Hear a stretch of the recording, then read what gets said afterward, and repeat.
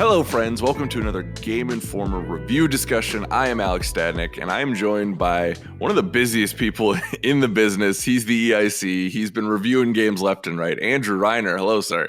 Hey, Alex. How's it going?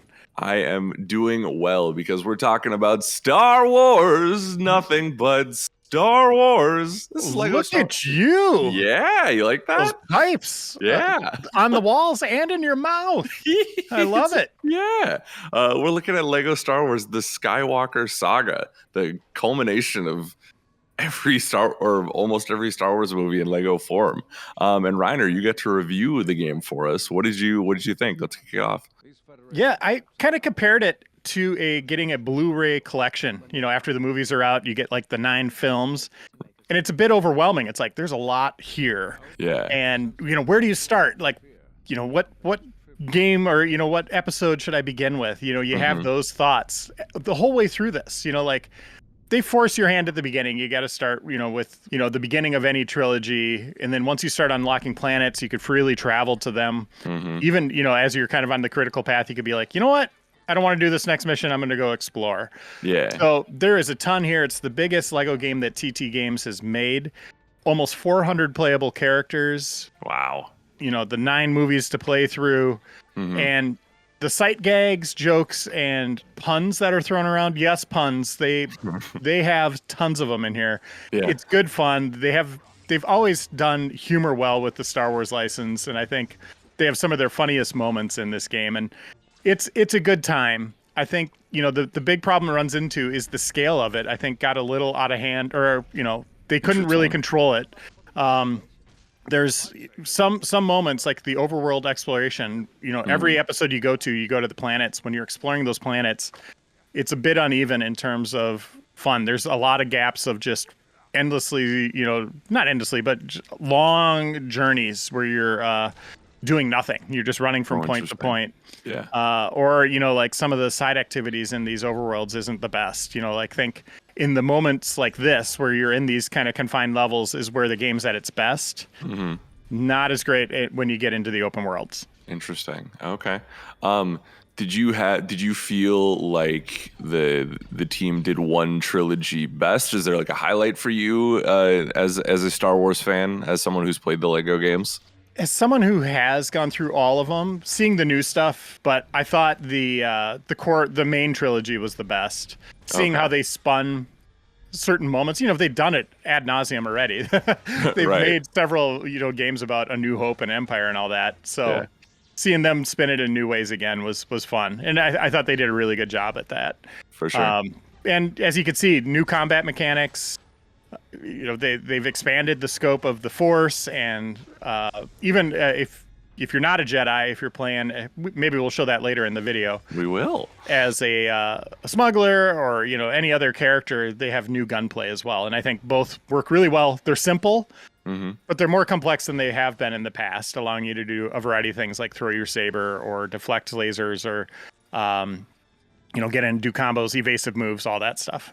Right. I grew up with the first couple Lego Star Wars games, and I was very surprised coming into this experience how we're not talking about like great third person shooting, right? We're not talking like Gears of War, but like I was like, oh, this is cool. I didn't expect the gameplay variety to be as prevalent. And it's fun to switch over to BB-8 and then go to, Finn and use his blaster and stuff, and obviously the lightsaber combat's some of my favorite, but so like we switch over to episode 4 here, or A New Hope. It's weird calling it episode 4, but and you start off as Leia. You begin the game. Yeah.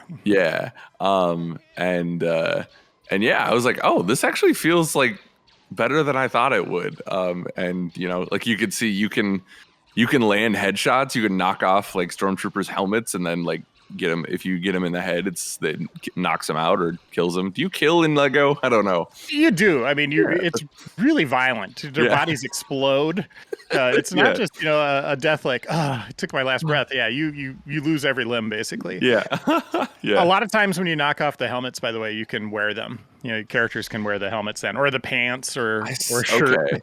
Okay. That happened to me when I was playing Force Awakens or whatever, and I was like, am I missing something? Should I be stealthing this or something? And no, it's just cosmetic. Yeah. Okay. So you can, and then there's missions where you need to look like a stormtrooper. Here's a nod to Rogue One, by the way. I love that. They're doing this whole sequence showing like that. It's too bad Rogue One isn't a movie you get to play through, but at least there's a little bit of content here. Yeah, I guess Vader gets his saber stuck in the door, which is great. Yeah. I guess it's not directly tied to Skywalker. I guess that movie's not, but there is a Skywalker in it. Yeah, they should have had that here. They should have done all of them, right? But, yeah, right. Us complaining about only being 9 of the movies. So, well, here's the thing: you can get the Mandalorian and some of the characters as DLC, and then they're immediately unlocked. They don't have quests or anything that you go on, but you could play as Mando and have Grogu. Just right from the beginning. That's awesome. And that's only for free play, right? You can't have them in, the Tantive here with Leia as you're going through it the first time. So you talk about free play, right? So you're going through these linear missions, you do enough to beat it, and then it says you've unlocked free play. You come back with other characters, but don't do that until you beat the game. Oh, okay. Because you'll need like a Sith to open a certain thing, or a specific character class you don't have yet, like a bounty hunter. Right. That's the song and dance from all the old Lego games. That's still here with these levels. Mm-hmm. Overworld exploration is different, where you can just kind of go there and see what you can find. A cool thing they did is there's almost 400 characters. If you're looking for someone awesome like Babu Frick, it's like, oh gosh, this is going to feel like a needle in the haystack trying to unlock that one character. Well, you could buy clues. If you go into the main menu, you could buy clues. And those clues will show you what you need to do to unlock that character. Okay. So if you want to get very specific in who you're unlocking, they tell you how to do it, which is, you still got to figure out when you get there what exactly you need to do. Right. But at least they point you in the right direction, so you're just not going to be hopelessly lost looking for someone. Oh, I like that. It could just be in a level or whatever. Yeah. Yeah, for sure. Did you there's a decent amount of these. Obviously this is a game for kids, right? But there's a decent amount of puzzles to do in this and whatnot, and they're not exactly brain busters. Did you enjoy some of the maybe more like side stuff, or did it ever get tiring at all in your time playing? There's some good puzzles. I thought R2's or the droid minigame, door locking or hacking minigame, is overdone. And this is a problem they've always had in these games, is that they have too many of these kind of stopgap moments where you enter a room, you got to solve a puzzle. You enter the next room, you got to solve a puzzle. This one I think is the best in terms of not having as many of those stopgaps. Yes, there will be a lot of that hacking minigame, but it's very quick now, right? Like it's not like it was where it is every room. I think the moment-to-moment flow is the best they've done in those main levels. And that's the complete opposite in the open worlds. If you're on Octu and The Last Jedi, it is dreadfully dull just running along those rocky terrains. There's not a lot to see or do. Yeah. Luke is thankfully hilarious. He hums his theme song and he just doesn't want to have anything to do with you. And there's poor jokes everywhere. They couldn't help themselves. But of course. Yeah, it's the overworld is fairly disappointing. And there's all sorts of characters you could talk to. We're in an open world right now. Okay, now I think we're going into the story. Yeah. Yep. Here's some of the humor. Yeah. Voice acting's been good too in the first hour and a half. I was happily. Because I came from back in my day, Reiner. My Legos didn't talk when I was playing them. You know what I'm saying? Yeah. So it was kind of weird going from that to going into this game where it's everything is voiced. I was like, oh, well, this is a change. And it definitely took me a little bit. I don't know if I like it better or worse, but. Some are better than others, character-wise. Yeah. By the way, just how they handle Kylo Ren is my favorite. Oh, yeah? They are constantly taking his shirt off. His chest, when his shirt comes off, his body gets bigger. Yeah. He just looks ginormous. He wears, I love Darth Vader t-shirts. His bedroom is a shrine. Well, I won't go into it, but you'll see his bedroom, and it's hilarious. Like they just have good fun with that guy. Yeah, I'm excited. It's funny. This is the first game I played after I beat Elden Ring this weekend. I was like, what a wild departure. Like HUD, visuals, everything. And I will say my fiance was happy because she was like, oh, this is much more fun to watch than Elden Ring, and you getting upset because you can't beat a boss. I was like, well, that's fair. So yeah, so all different combat mechanics to break blocks and all that. It's still super simple. Oh, you hit BB. Yep, and I hit Ray there too. I literally assassinate her. I'm a first order spy actually at this. That's at this point, Finn is just trying to figure out what he's gonna do. He doesn't know. He's on good and bad. He doesn't know.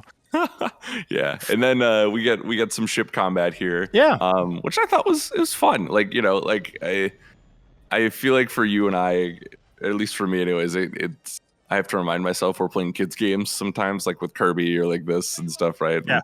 But I was like, I'm happy with how it controls and how it feels, and when you add the one-liners and the humor in, I'm genuinely enjoying my time with it. So when you get into battles here, there's TIE fighters everywhere. Yeah.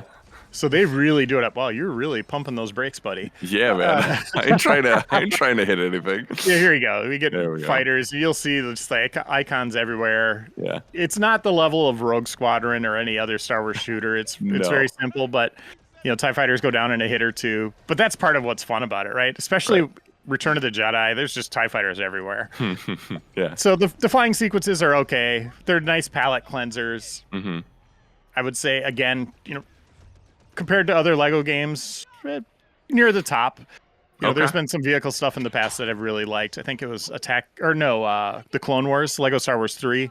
It's still my favorite Lego game, just the way you unlock characters, all that stuff. Okay. But this game is good fun. I gave it an 8 out of 10. And I think it's just another solid Lego game. Again, overworld exploration, a little long in the tooth. They lose kind of the focus or the fun at points. Mm-hmm.